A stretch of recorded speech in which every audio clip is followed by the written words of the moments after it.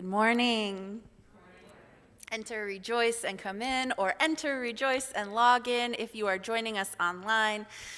As you can see was alluded to in that very special video of memories, today is an extra special service in honor of our beloved associate minister, Reverend Leah Ongiri, who has served our congregation faithfully for 10 years. Leah and her family relocated to Portland, Oregon last June, and she has been serving the fellowship remotely since then.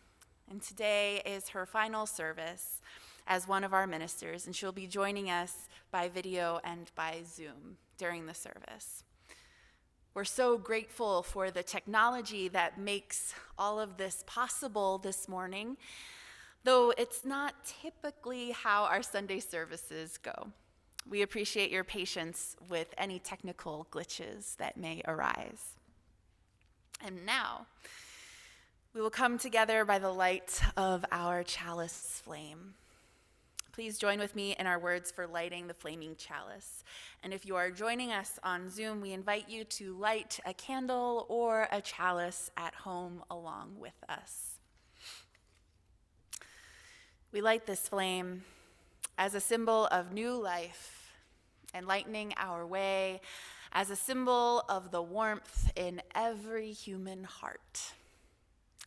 Let the lighting of this flame rekindle in us the inner light of hope, of peace, of love. May we share that light with all people.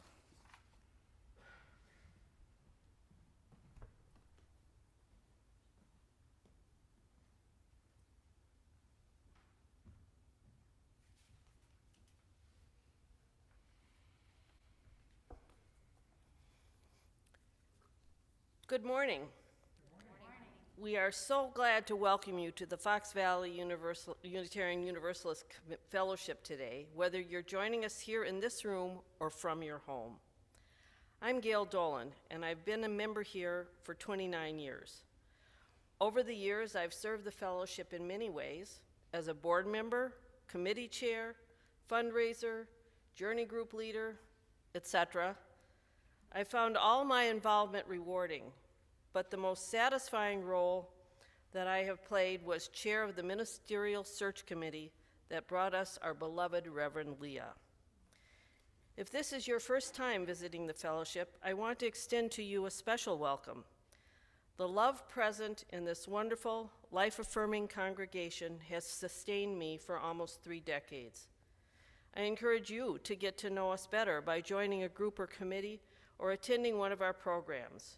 Our Director of Congregational Life, Marie Luna, would love to help you get connected here. Feel free to chat with her after service or send her an email. It's time now to settle in. Take a deep breath. Become aware of your body wherever you are. Allow yourself to come into this sanctuary so we can be fully present in this time together.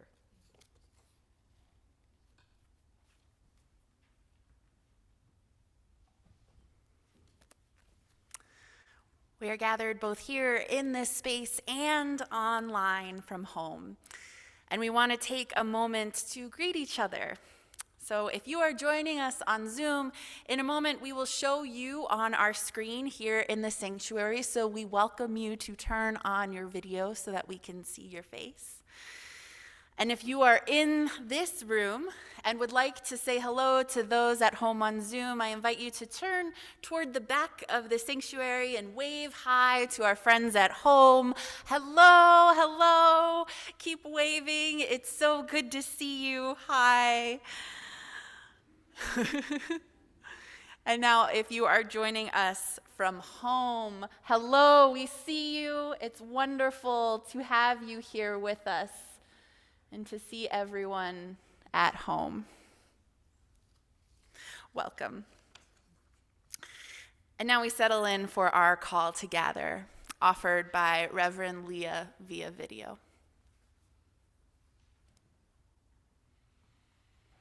In my ministry here, you might have noticed, and it's okay if you did not, that I particularly love the call to gather, that brief moment that launches the service and points toward whatever theme has been selected, while also directing us toward life and harmony and comfort and loving connection in general. It has long been my personal commitment, just at home with myself, to call myself to gather upon waking, often by reading or writing a poem. For my last service with you all, I'd like to share this following prayer that my kids and I often watch and hum along to in the morning as we gather ourselves for the day. And now, for this service of parting.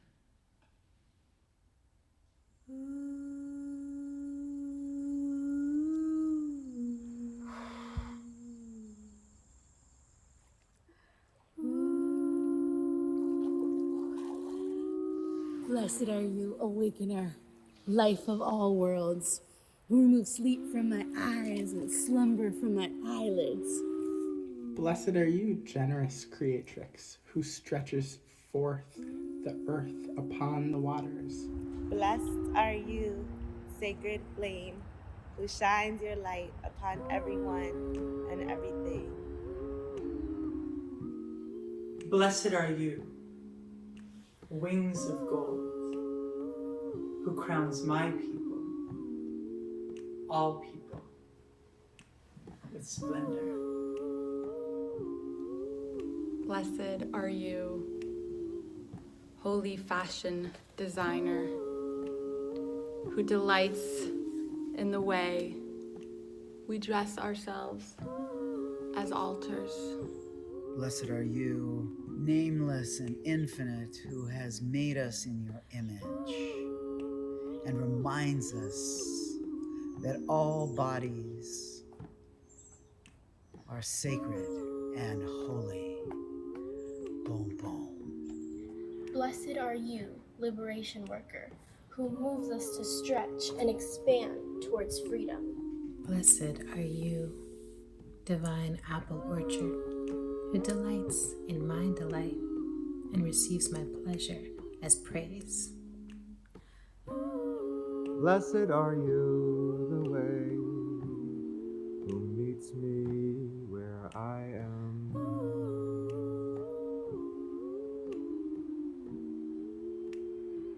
Blessed are you, holy breath, who fills me with this gift every day.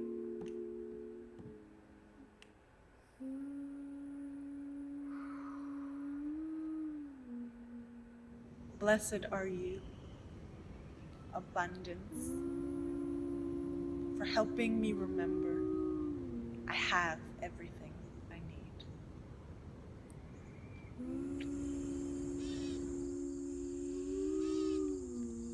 Blessed are you, source of life, who I draw upon for strength, and who reminds me that rest is a sacred act.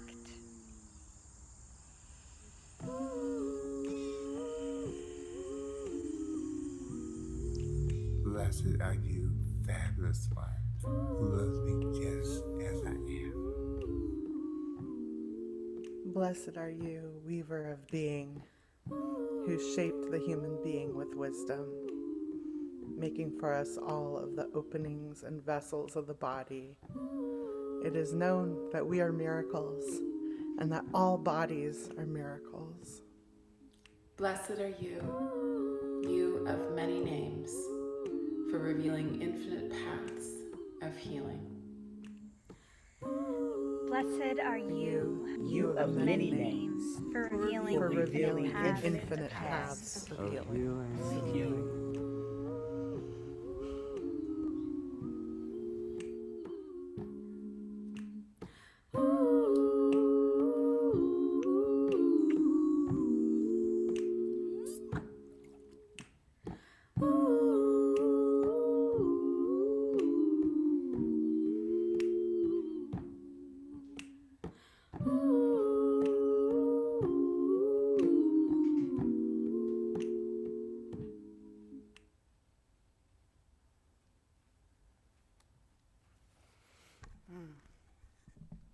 I'd love to add to that, blessed are you, giver of gifts, who reminds us that generosity is a spiritual act of connecting all of us. And with that, as Unitarian Universalists, we strive to encourage a spiritual stance of abundance, rejecting a scarcity mindset with fear and shame around resources. We take this time each week as a moment of practice, of taking stock of what we have, cultivating peace when we need to ask for support, and giving with joy whatever we are able to offer. And so we say each week, for those of you who would appreciate some support, we are here to help. Please do not hesitate to reach out to Reverend Christina, Reverend Leah, or myself if you are in need of financial or emotional support, because it is a joy for us to be able to offer help on behalf of this here beloved community. And if you are one who is feeling stable and able to give this week, we ask that you do so with a spirit of abundance. Our offering today is very special. It's a special collection for our Immigration Justice Fund. Because as the holidays approach, our immigration justice team is working to provide financial resources to local immigrant families for gifts and other costs associated with the holidays.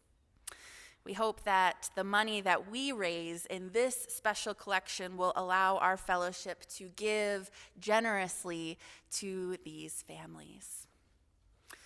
And in order to give to our immigration justice special collection, if you are here in the sanctuary, you can come up to one of the offering baskets in the back which our ushers are holding.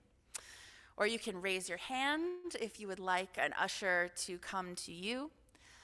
If you are writing a check, we ask that you please note immigration justice in the memo line of your check. And anyone can also donate online or via our text to give function on a smartphone.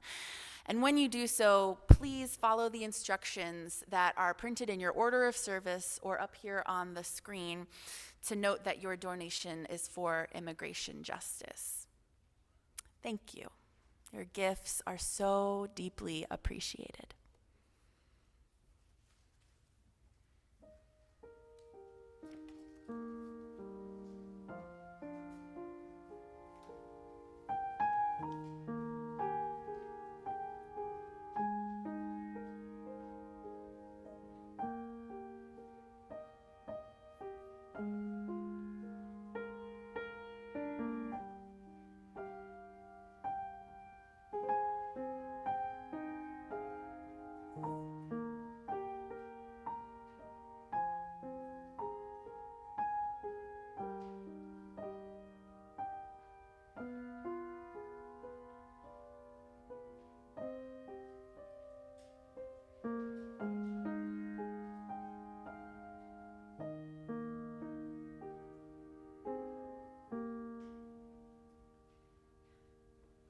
Our settling song is Come, Come, Whoever You Are.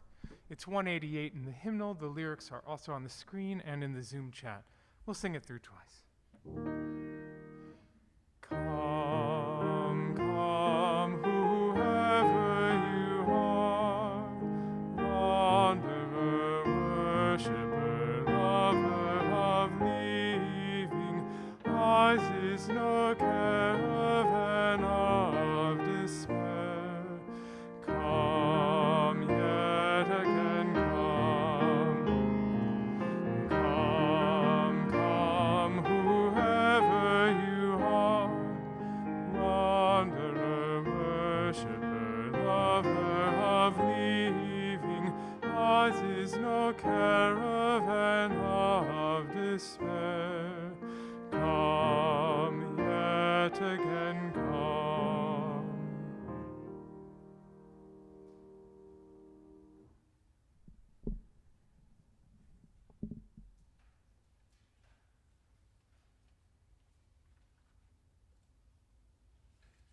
Poet Laureate of Oregon, William Stafford. This poem is called Silver Star. To be a mountain, you have to climb alone and accept all that rain and snow.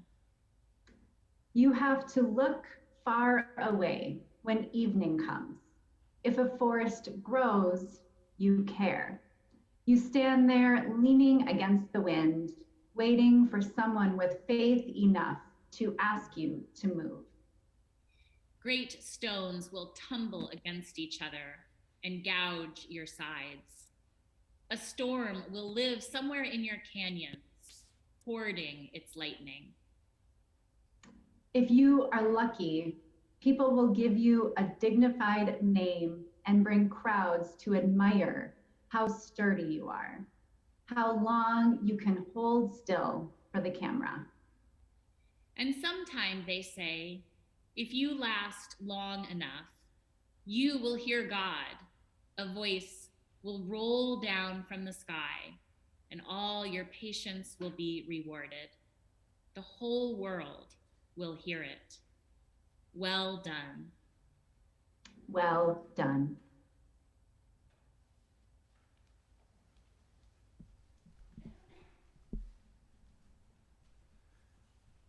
Our next song is Blue Boat Home.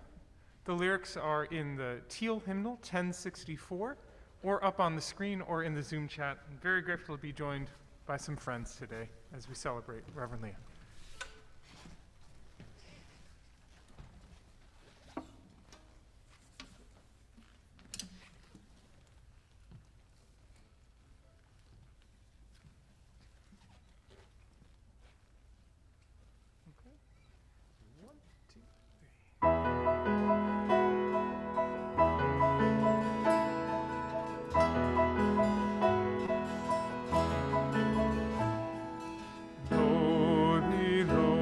I feel no motion, standing on these mountains and plains, far away from the rolling ocean. Still my dry land heart can say, I've been sailing all my life now, never harbor or port have I known. The wide universe is the ocean I travel, and the earth is my blue boat.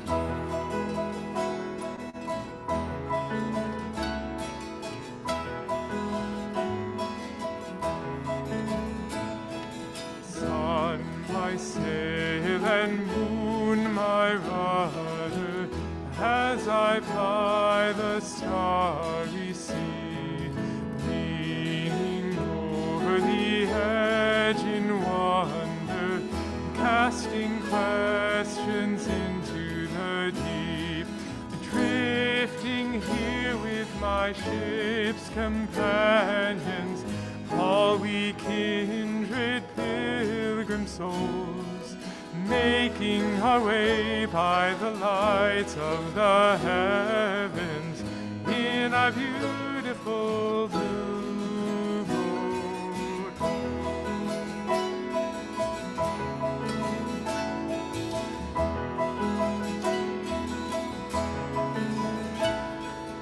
I give thanks to the waves upholding me, hail the great winds urging me on, breathe the infinite sea before me, sing the sky my sailor's song. I was born upon the fathoms, never harbor or port have I known. The wide universe is the ocean I travel, and the earth is my blue boat.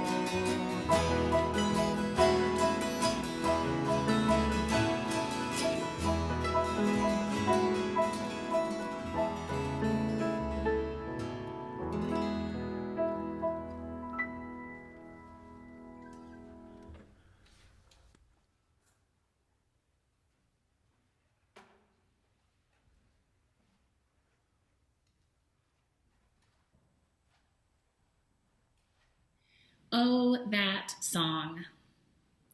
When we sing thanks to the waves upholding us, I think of you who have been my waves. You have held me close, and you have been gracious enough to allow me to be one of the waves in a vast ocean holding you.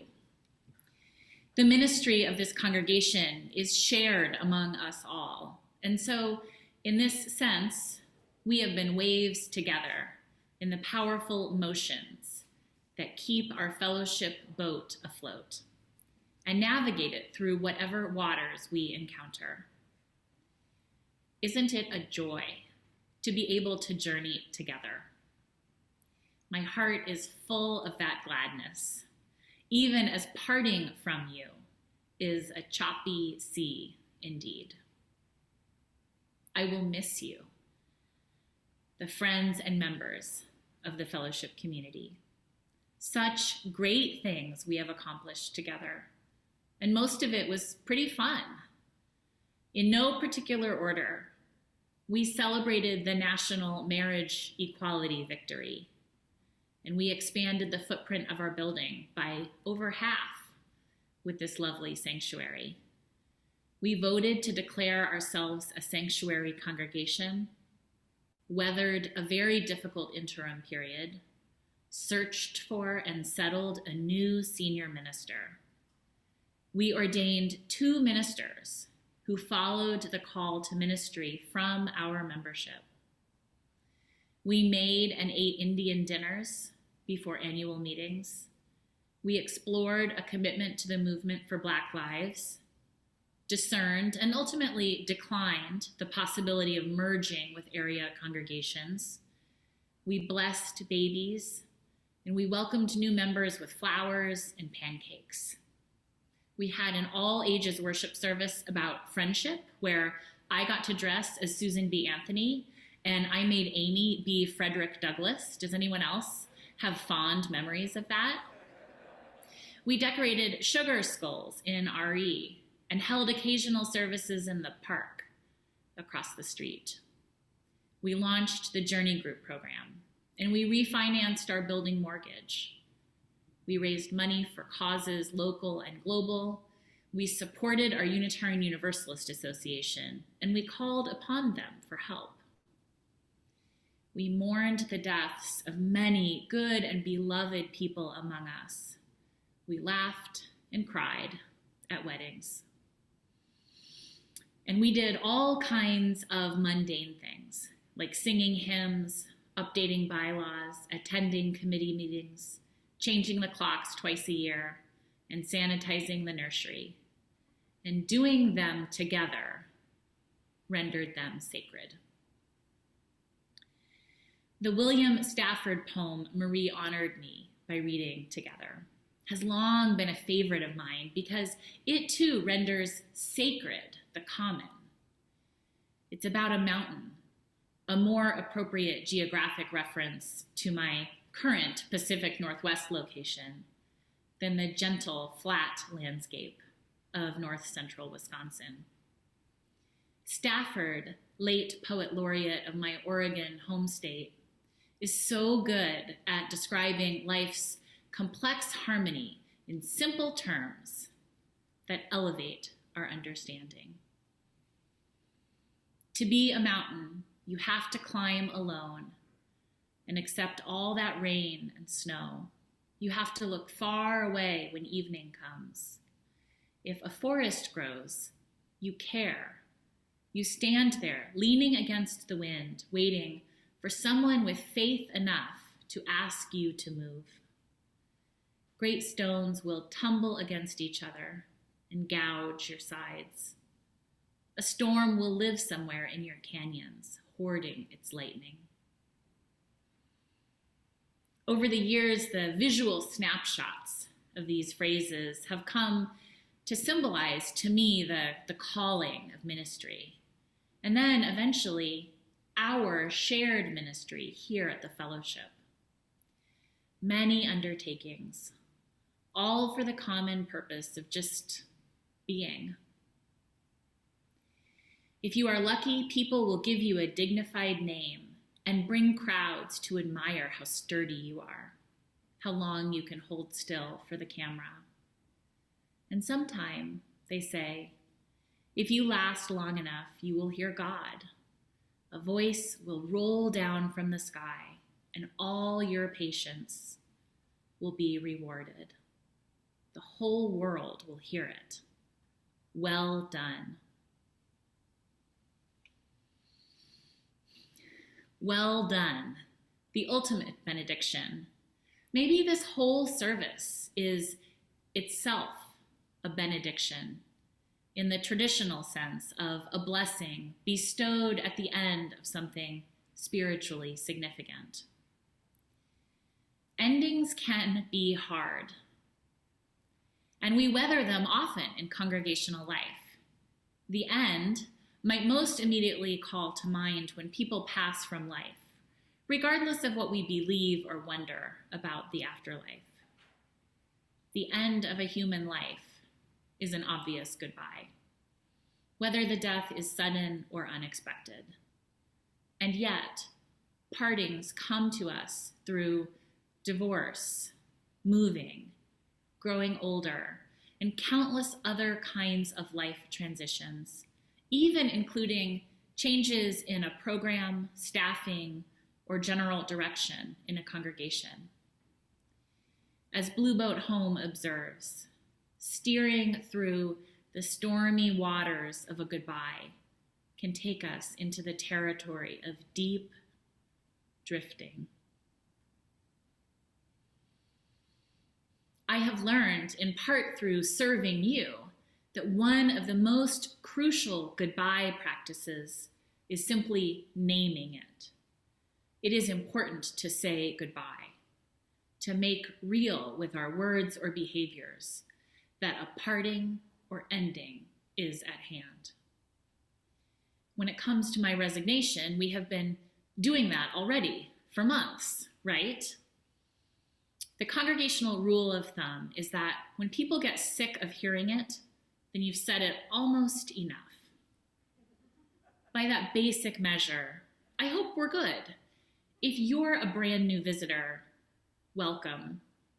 It's especially beautiful to host at Moments of Change, so thank you for letting us do that. Otherwise, I hope you are not surprised by any radical new information from me this morning. Even if we all know what is happening, the tender task remains to try to capture in mere words what it has meant to know one another, and now to part ways. Tradition decrees that a minister's last sermon include a charge of sorts or some pointed advice. One reason that feels inauthentic is that the pandemic has so thoroughly shaken everything up.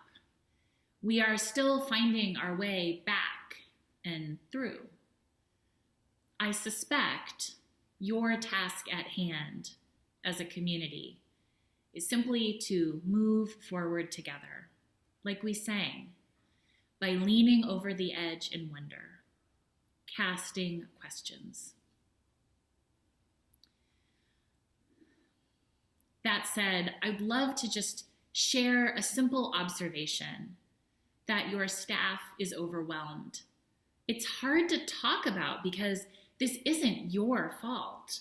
You have not asked for too much or been unpleasant. The vast majority of you have offered supportive understanding and real collaboration. But as anyone doing anything since March 2019 knows, it's gotten a lot harder and more complicated to have almost any kind of job, especially one that involves community building and relationships. From my threshold vantage point, 1 foot in, 1 foot out, the staff will benefit from some widespread congregational leadership so they can keep on keeping on.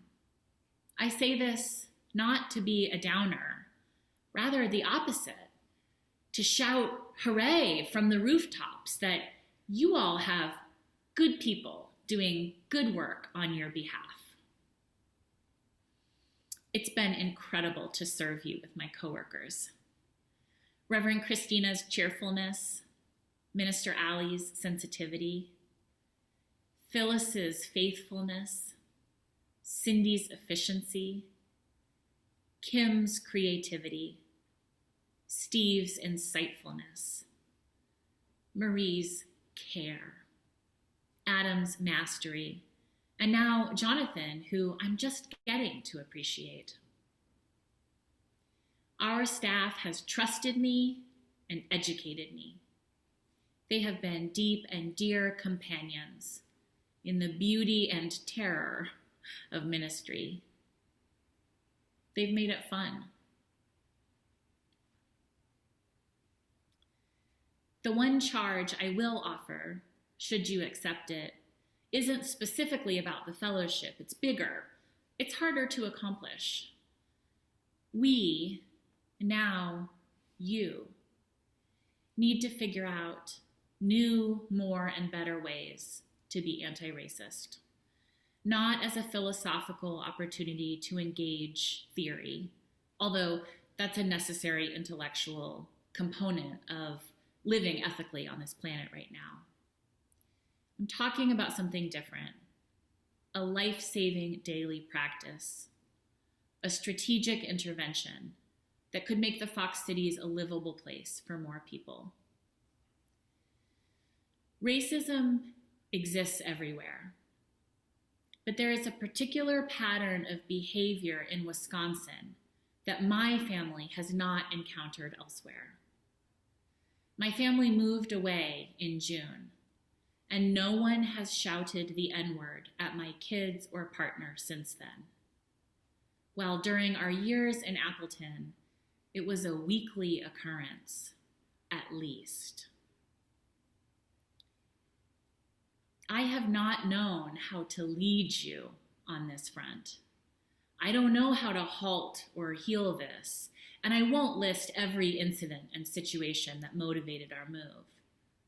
But I know in my bones and gut and in the part of me that knows God that it's worth risk and conflict and elbow grease and our actual relationships with each other to figure out what part you, as individuals, but more you as a community, can play in this landscape.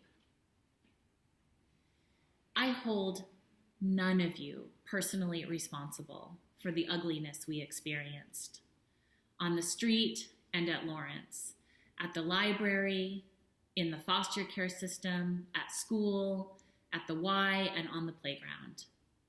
I know you join me in rage and grief. Thank you for the ways you have already committed to and championed efforts against racism and other forms of violence and discrimination. Thank you for the ways you have offered me and mine loving shelter as we endured. My kids especially always felt safe and loved at the fellowship. I treasure and celebrate that every day. What a joy. I wish to end not with the frustration, but with the joy and with thanks. Thank you for letting me lead you and for continuing to teach me so much about ministry, but also about how to be a better person. I will never forget that in a survey about whether the membership of the fellowship supported my being called as your associate minister years back, a few people wrote that they experienced and observed me as kind above all. I'm not mentioning this to brag or to suggest I believe I am kinder than most people. I don't. But it was one of the most meaningful compliments of my life that people named me as kind. I've thought about it carefully ever since, and it has actually caused me to be able to access my own kindness more and more as time has unfolded. Isn't that funny? It's like Stafford's poem, a voice rolled down from the sky, and with a reward for just doing my job the best I could, often very imperfectly. It's made me kinder, and I am always proud when I'm able to be kind. I have been transformed by witnessing your loving behavior with each other, and by getting to experience myself how great it feels to be loved by you. Don't forget how powerful it is to tell people when and how you appreciate them. It matters how we are with each other.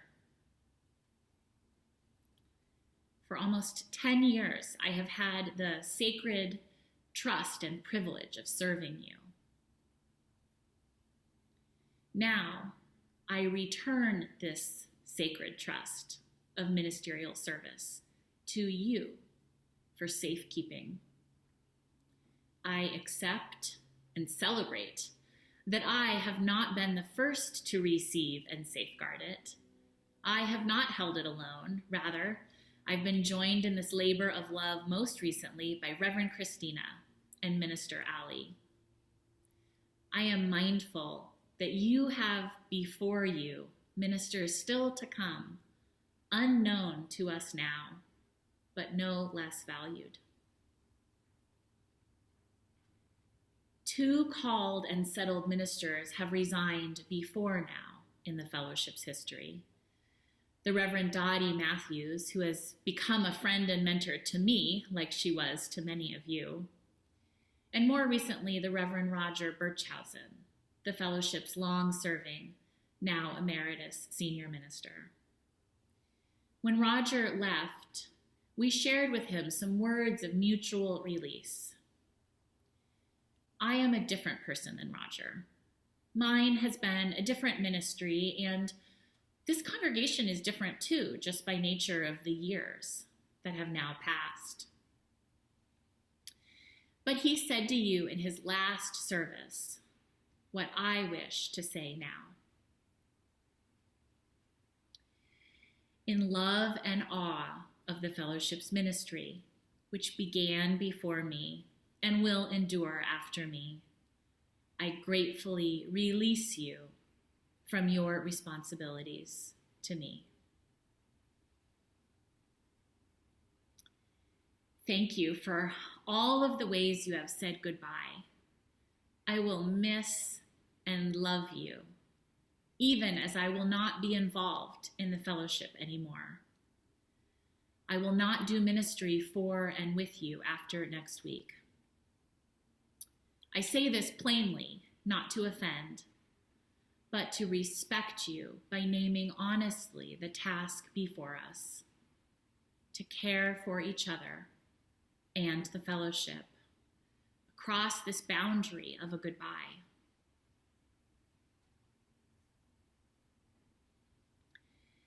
As a very tiny and symbolic token of my thanks, I wish to close this sermon with a small poem I wrote to and for you all.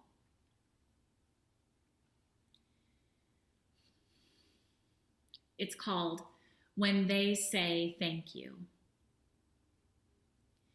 Gratitude is a mirror they let you hold. Kind people see their best kindness in you. Okay, that's it from me. Well done all around. Amen.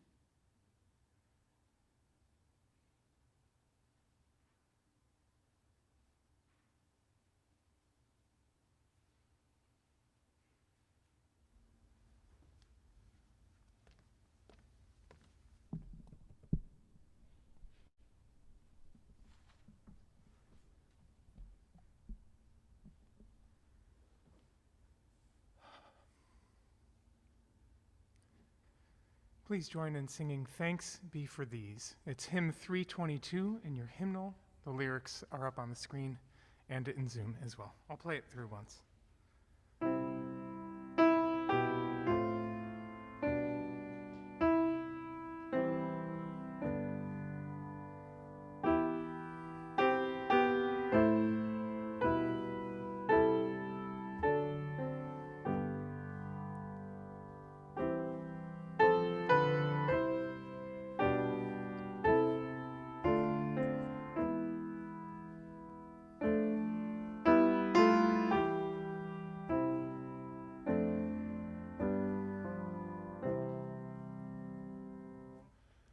Thanks be for these life's holy times, moments of grief, days of delight, triumph and failure intertwine, shaping our vision of the right. Thanks be for these, for birth and death, life in between with meaning full. Holy becomes the quickened breath. We celebrate life's interval. Thanks be for these enrobing heart. Images welcome to our side. Music caressing ear and heart, inviting us to loftier height. Thanks be for these who question why, who noble motives to obey, those who know how to live and die, comrades who share this holy way. Thanks be for these we celebrate, singing rejoice, our trust declare, press all our faith into our fate. Bless now the destiny we share.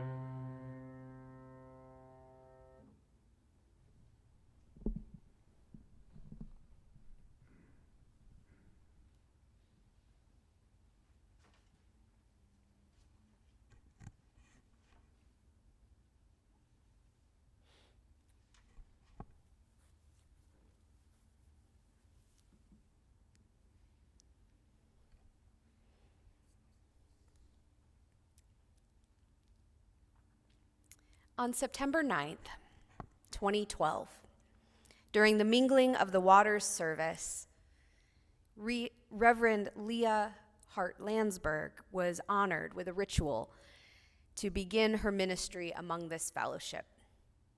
The Reverend Roger Birchhausen said, "Today we recognize the start of a new ministry. The Reverend Leah Hart-Landsberg has joined us as our assistant minister. Her coming to us is the result of a great deal of work by both her and our search committee, and at least a little bit of good luck. I'm grateful to her, our search committee, and good fortune. I'm thrilled to welcome her as a colleague and partner in ministry." Reverend Roger continued, "Leah, I welcome you to this ministry. It is good to be working side by side with you in forwarding the mission of this congregation and fulfilling the promise of our Unitarian Universalist faith. Today, November 21st, 2021, almost a decade later, we honor the conclusion of Reverend Leah Ongiri's ministry here. Reverend Leah has grown and changed in her time here, not only the change of her title from assistant to associate minister, not only the change in her last name and the addition of 4 beautiful children to her family, but over her time here, I don't even have to look, I know. Her ministry to and among us has grown and changed. Hello, beautiful children. She officiated memorial services, dedicated children, and presided over commitment ceremonies and weddings, most memorably, many of them immediately following the Supreme Court's decision to allow same-gender couples to marry.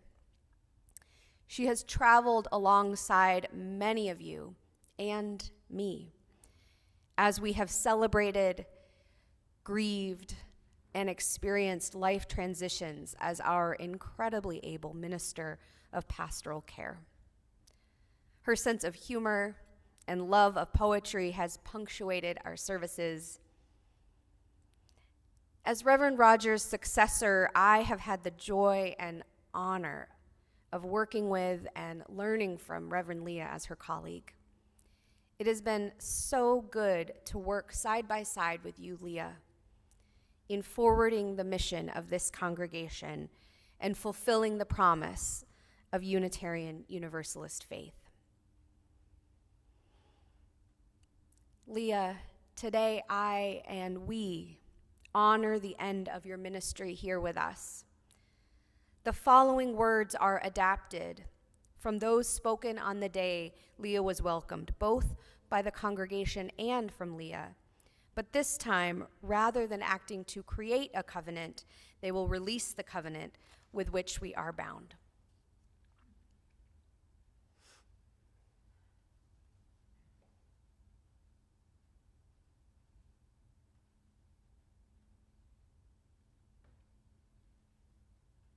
Leah, we thank you for journeying with us in both promise and challenge, joy and sorrow.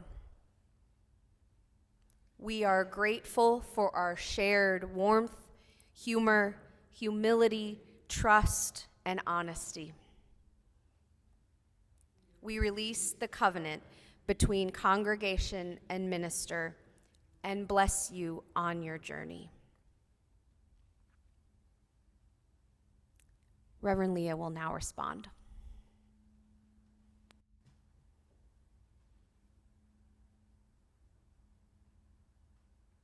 With deep gratitude, I honor the journey we have taken together, and I too release our covenant. I will uphold the boundaries required of a healthy ministerial relationship after a ministry has ended. And I bless you on your fellowship journey.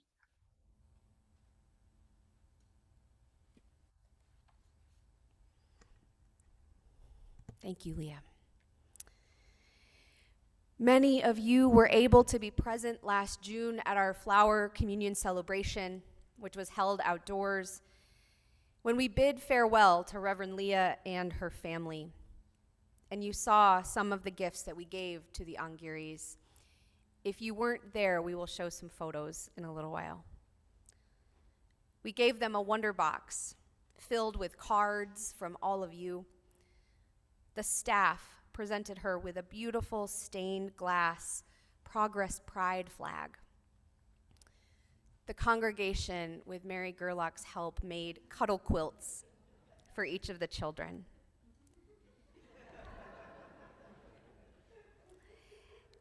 We have cards in the entryway of the building today if you have not yet written a card to Reverend Leah and you would like to do so.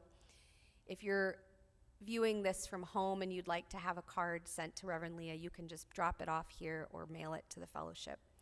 And we will have those sent along with the poetry book that we are finalizing for Reverend Leah. Leah, your love of poetry inspired this final gift from the fellowship to you. It will be on its way to you soon. If you've not submitted a poem to the book yet, you can do that with Marie. And finally, one last gift. I invite up Mary Gerlach.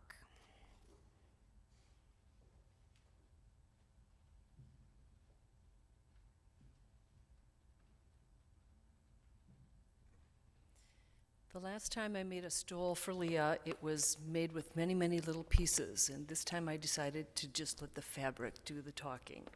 So this fabric spoke to me of poetry, love of nature, compassion, peace, all these things that Leah exudes. It has a compassionate look to it. There are little symbols in it that aren't of any particular religion, but it gives it somewhat of a depth of meaning. And I can imagine Leah wearing this, comforting people who are sad or sorrowing or in need of pastoral care. And I'm hoping that it will be well used. But Leah has another side to her. So does the stole. So this side is for joyous occasions like baby dedications and children's celebrations. Maybe sometime when she wants to really be noticed, like at a rally, LGBTQ or a racism, anti-racism rally, any time that she would want to make her presence be known. So in making the stole, it's a little bit heavy, and like I warned Leah at the first service, it has a little weight to it, but I'm hoping that when she wears it, it will feel like a hug from those of us who love her. So that's our gift.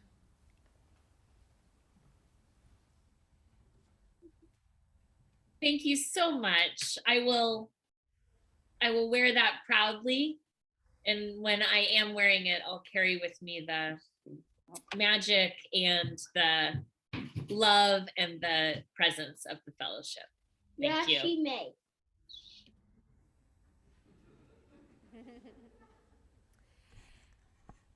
Can I have someone go grab Kim from Ari? She was going to come in here, and I told her I would text her, but I forgot my phone. It's very hard to do that without your phone. While we're waiting for Kim to join us,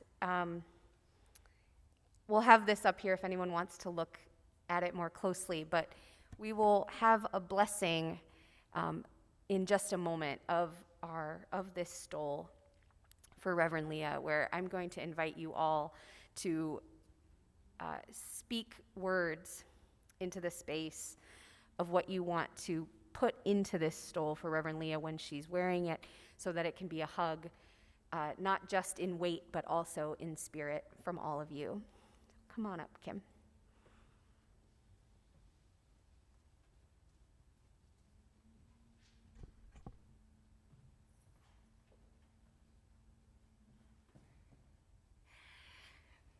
Okay, so I was just with the kids, and this is what they wish for you. Got quite a few. Can I read? Oh, good. Okay. We hope that you are happy at your new home. This is from Trayvon, and he drew a couple of hearts, but I am very sad that you moved. That's from Trayvon. I hope you have a good life wherever you go, and we hope that you have fun.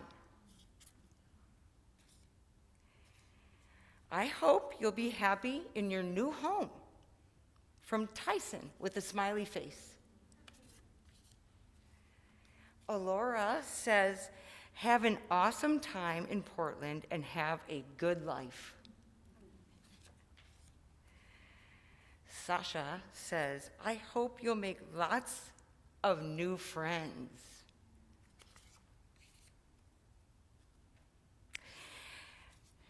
Clara says, I wish you are welcome and feel welcome in your new home. Leo says, I wish you will have a good year. A few more. I wish this stole is comfy on your shoulders. And that's from Ian. Mm-hmm. Oh, this one, you have to just imagine it. It's a picture of a mouse on a log, and it says, I love you. Okay, we have two more. I wish for Reverend Leah to have a good life. I believe that's from Nevin. And it's got a picture of you, I think, Leah, on here. And I know that this is from Quinn, and it says, may whom wears this, the stole, be blessed with luck and a long, prosperous life.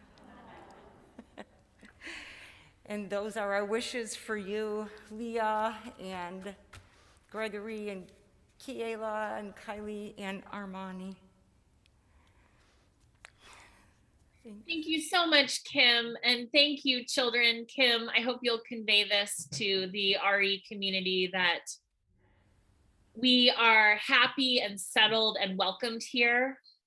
And part of the reason that we know our lives will be great here is that we have been so well loved by all of you there, and we are so lucky. Yes, what do you want to say? You want to say thank you? We have a good life here because of you guys. Thank you. Should we all say thank you? Thank you. So they told me to look this way. Put those behind your ears for safekeeping, okay? Okay, whenever you need them.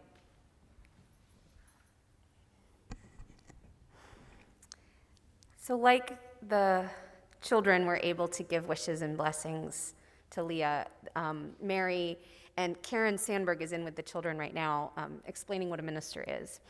And they talked about what a stole is. And a stole is a symbol of ministry. It's granted upon ordination that you can wear a stole, which is why Minister Allie isn't wearing a stole yet. She's not yet ordained, even though she is acting as one of our ministers, and we're so grateful to have her. But this stole, while it is a gift from our congregation, Leah will wear it into the future wherever she is. Whatever congregation she serves or community she is blessing with her ministry, she will carry this from us into that future. And so I want to invite you all to sort of hold your hands out toward this stole. And I'm going to come down to the front here, and we're going to show Reverend Leah all of you so that she can see what you're doing. And then I just want you to speak into the space whatever blessing you want to give to Leah.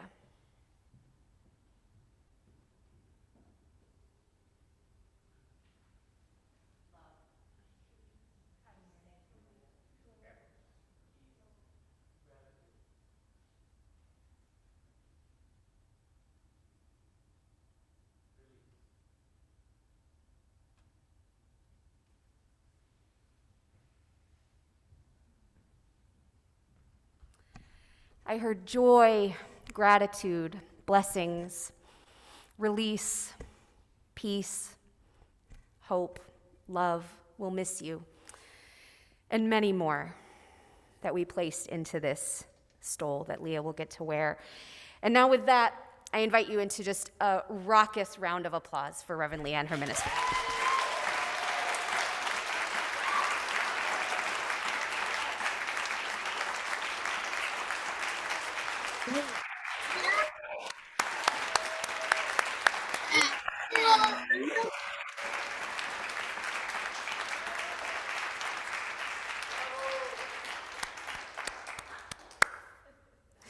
Thank you.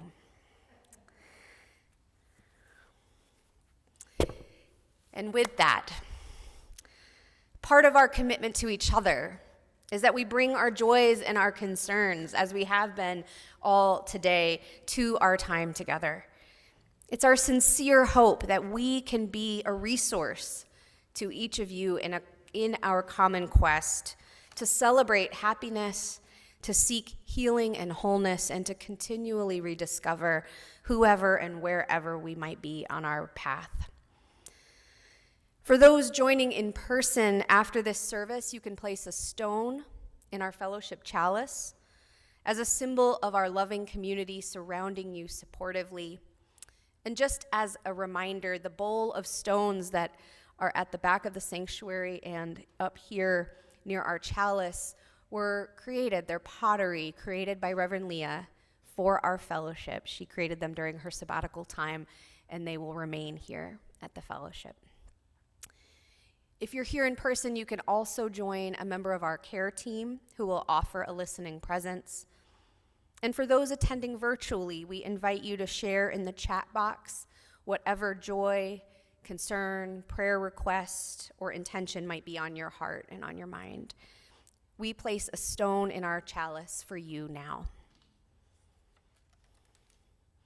For care and connection during the week, please reach out. Especially, you can reach out to Minister Allie, as she now holds the portfolio of pastoral care. Or you can contact our office, and they will connect you to whoever can be of service. If you would like to be included in the weekly Joys and Concerns email, you can call or contact anyone on staff or fill out the website form. May the joys and concerns that we share with each other or simply hold in our hearts' silent sanctuaries allow our joys to be amplified, our sorrows comforted, and our life journeys witnessed.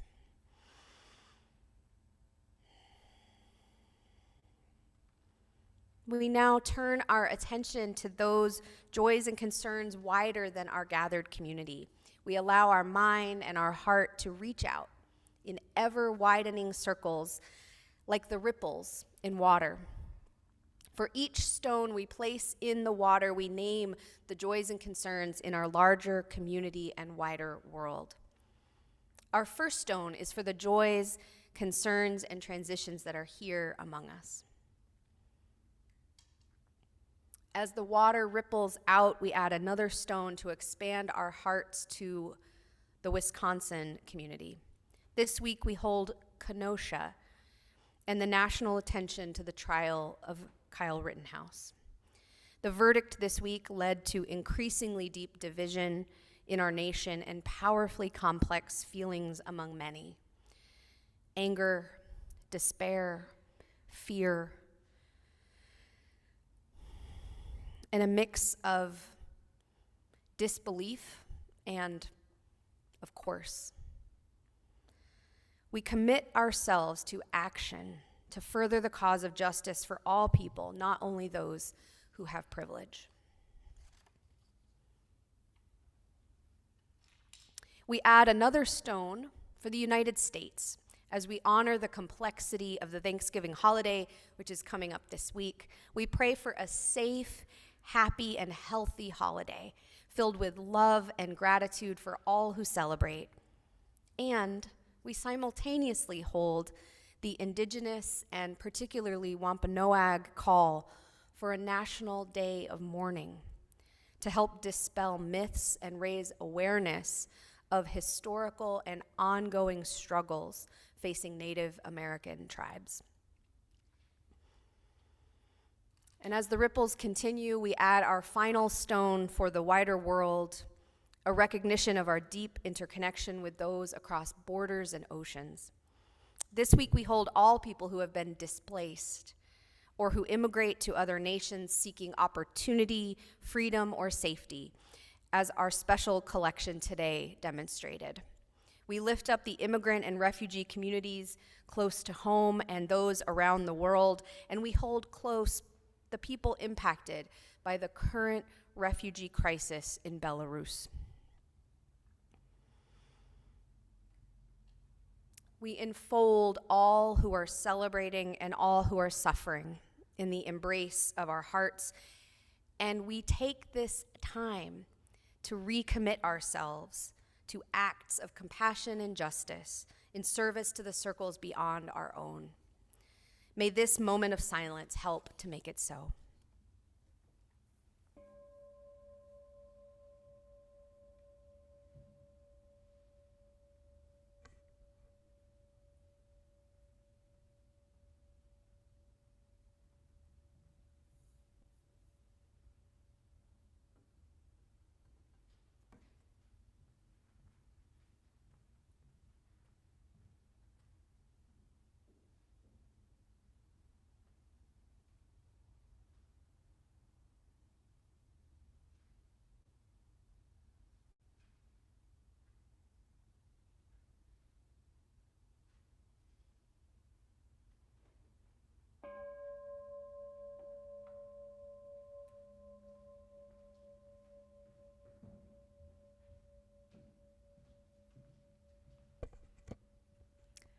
Our time together is coming to a close, which means our time to return to the wider world begins.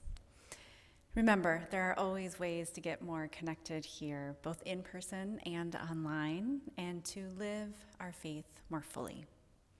Be sure to read the Weekly Scroll email newsletter, or let us know if you need to be added to that mailing list. You can also check out the back of your order of service for some highlights of events coming up.